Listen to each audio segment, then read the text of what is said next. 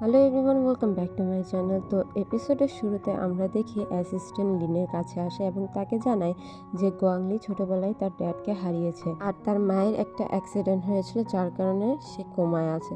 তখন থেকেই গোয়াংলি তার আঙ্কেলের ওপর ডিপেন্ডেন্ট। এরপরেই লিন বলে যে এর মানে গোয়াংলির শরীরে যে দাগগুলো আছে সেগুলো তার আঙ্কেল দিয়েছে।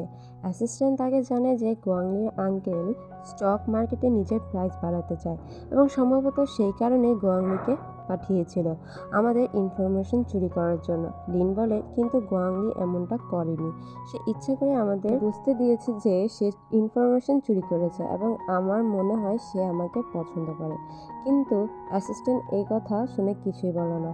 এদিকে আমরা গোয়াংলিকে দেখি সে আঙ্কেলের জন্য চা নিয়ে আসে। আঙ্কেল গোয়াংলিকে বলে যে তুমি ছোটবেলা থেকে খুবই ট্যালেন্টেড ছিলে আর আমি তোমাকে কখনোই বাইরে যেতে দিইনি, কারণ আমি চাই না মানুষ তোমাকে আঘাত করুক। এই কারণে আমি তোমাকে কোথাও যেতে দেইনি। এই নিয়ে কি তোমার আমার বিরুদ্ধে কোনো অভিযোগ আছে? কিন্তু গোয়াংলি বলে যে আমার আপনার বিরুদ্ধে কোনো অভিযোগ নেই এবং আমি খুশি যে আপনি আমার মায়ের খেয়াল রেখেছেন। আঙ্কেল বলে ভালো। ঠিক তখনই সেখানে জিবাই চলে আসে। জিবাই এসে বলে ড্যাড, আমার আপনার সঙ্গে কিছু জরুরি কথা আছে। তখন আঙ্কেল গোয়াংলিকে বলে তুমি বাহিরে যাও।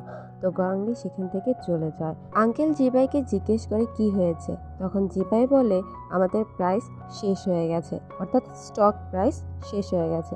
আমরা যত টাকা ইনভেস্ট করেছিলাম সব শেষ হয়ে গেছে। তখন আঙ্কেল বলে এটা কিভাবে হতে পারে?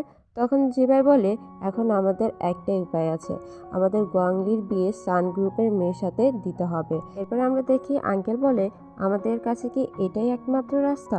তখন জিবাই বলে হ্যাঁ। নেক্সট সিনে আমরা দেখি গোয়াংলির আঙ্কেল তার মায়ের কাছে আসে এবং তাকে বলে এমন না যে আমি গোয়াংলিকে নিজে করে রাখতে চাই না, কিন্তু এখন আমরা সমস্যায় আছি, তাই আমাদের কাছে আর কোনো চয়েস নেই আর আপনার জন্য গোয়াংলি যে কারোর সঙ্গেই বিয়ে করতে রাজি হবে।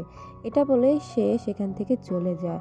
মা চাচ্ছিলেন না যে তার কারণে গোয়াংলি জীবন নষ্ট হোক, তাই তিনি নিজের মাস্ক নিজেই খুলে দেন, যার ফলে তার শ্বাস বন্ধ হয়ে যায় আর আমরা দেখি সেখানেই তার মৃত্যু হয়।